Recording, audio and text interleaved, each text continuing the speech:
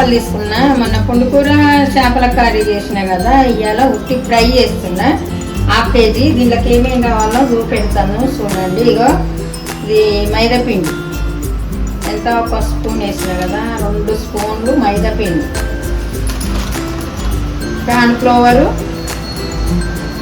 2 స్పూన్లు. సరేనా? అంటే దానికి కొద్దిగా ఉప్పు, 1 స్పూన్ ఉప్పు. అంటే నేను కారము ఉప్పు వేసి కొట్టిస్తాను కాబట్టి తక్కువ వేసిన. ఉప్పు తక్కువ ఉన్న వాళ్ళు ఎక్కువ వేసుకోవచ్చు. ఒక చిన్న స్పూన్ అంతా పసుపు. ఈ చేపల మసాలా దొరుకుతుంది బయట. చేపల మసాలా కూడా తీసుకుంటున్నాం. చేపల మసాలా 2 స్పూన్లు చేపల మసాలా, 2 స్పూన్లు చేపల మసాలా. ఇదిగోండి అన్ని మసాలా వేసినాక 1 స్పూన్ అంత కారము. ఇది మళ్ళీ ఊరు కారం కదా, ఎక్కువ కారం ఉంటుంది. నేను 1 చిన్న స్పూన్ వేసిన.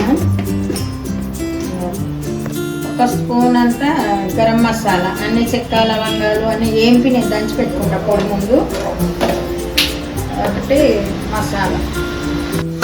ఇదిగో కొంచెం ఆయిల్ వేసి, కొద్దిగా ఆయిల్ వేసి, కొద్దిగా కొత్తిమీర.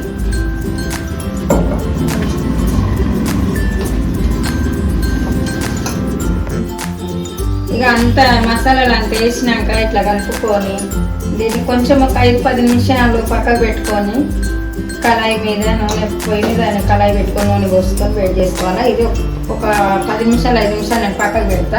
మిగతా చూసుకోవాలి కదా. ఎందుకంటే 5 నిమిషాల తర్వాత చేసుకుంటే ఇట్లా మసాలా అంతా దీనికి బట్టి ఉంటుంది. ఫ్రై చేసుకున్నాను నేను. కాడే నూనెలో ఇట్లా పెట్టుకుంటే చాలు, మంచిగా ఫ్రై అవుతుంది.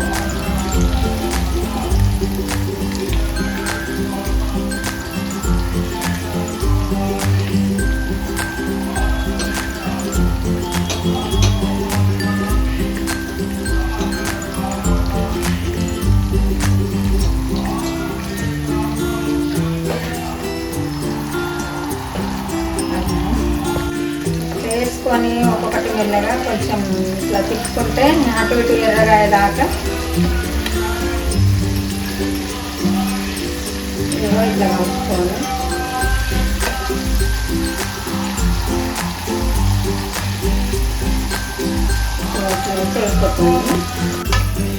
ఎందుకంటే ఇట్లా మంచిగా ఎర్రగా అయిపోయింది. చూడండి ఎట్లా మంచిగా ఇట్లా ఇంట్లోనే ఫ్రై చేసుకుంటే బాగుంటుంది. నాకు చేపలు అంటే చాలా ఇష్టము. వారానికి ఒకసారైనా తినకపోతే ఉండలేను. ఇంకా గ్యాస్ బంద్ చేసి తీసేస్తున్నా. ఇష్టమైందంటే చేపలు, తెల్ల పుంటికూర చాలా ఇష్టము. అయితే నేను ఎక్కువ మా అమ్మల ఇంటికి వెళ్ళినా నాకు ఎక్కువ పుంటికూర అంటేనే ఇష్టము. మా నాన్న ఉండగా అదే తెచ్చిపెట్టేవారు. నాన్న లేరు, అమ్మ లేదు. వాళ్ళు చేసిన వంటలు నేను చేసుకొని తింటున్నా. మా అమ్మ కూడా మంచిగా చేసేది. మా అమ్మ చేపల కూర అంటే మా అమ్మ చేసే కూరలు మీకు చేసి చూపెడతా. ఇప్పుడైతే ఫ్రై చేసాను. ఇది పక్కకు పెట్టి గ్రైండింగ్ చేసుకొని మీకు మళ్ళీ తీస్తాను. ఇదిగోండి తీసుకున్నాక ఇట్లా ఉల్లిగడ్డ కొత్తిమీరతో గ్రైండ్ చేసుకోండి. టేస్ట్గా ఉంటుంది. ఎలా ఉందో మీరు కూడా వేసుకొని కామెంట్లో పెట్టారా. ఫాలో కండి. మంచి మంచి ఏడిగలు తెలంగాణ వంటలు నేను చేసి పెట్టాలని ఆశగా ఉంది.